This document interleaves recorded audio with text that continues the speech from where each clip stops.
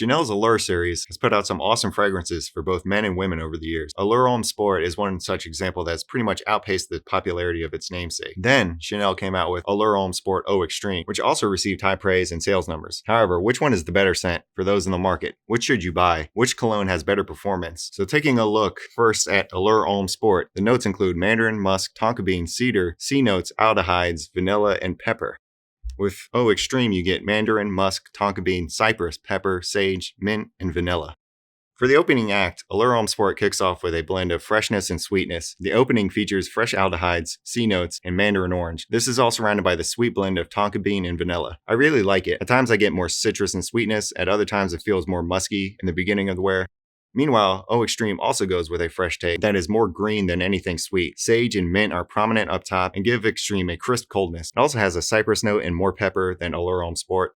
In many ways, it feels like the notes that have been added on top of what you find with the original. I wasn't always sold on how Eau Extreme starts out, but it has grown on me a lot over the years. Which is better? Again, I probably would have used to say Sport, but now I think Eau Extreme has the lead. For me, it's a really close decision, but I have come to quite enjoy the sage and mint with the tonka wafting up from the base. So in the opening act, I give the edge to Eau Extreme. Next category is projection. Eau Extreme starts out with a pretty strong sillage. It doesn't project itself super far, like across the room with normal sprays. However, it does have a very solid and consistent power for much of the wear. The original Sport isn't as strong. In fact, I think the older bottles had a bit more power than the current batches. It's not completely a weak scent in my experience, though it's pretty middle of the road and for sure doesn't keep up with Extreme. I did get a recent sample vial of Sport with my bottle of Eau Extreme. The sillage is pretty much on the lower end of what you would consider moderate. Still not awful, just not as good as it used to be. So in this category, it goes once again to Eau Extreme. For longevity, Allure Homme Sport seems to take around 5 or 6 hours of wear. I swear I used to get a few more hours of wear out of it, but this is what I'm getting from the 2020 to 2022 batches. Thinking back,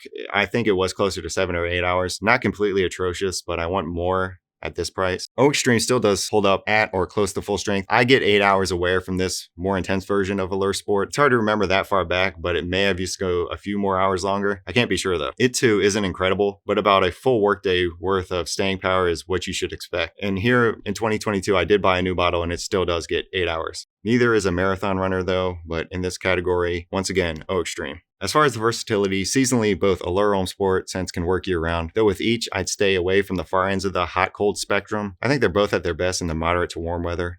Each is a very versatile scent. These fragrances can be worn by men in any age group, have mass appeal, and women seem to like how they smell in general. Not really formal scents or nightclub beasts, but they're not out of place in either scenario.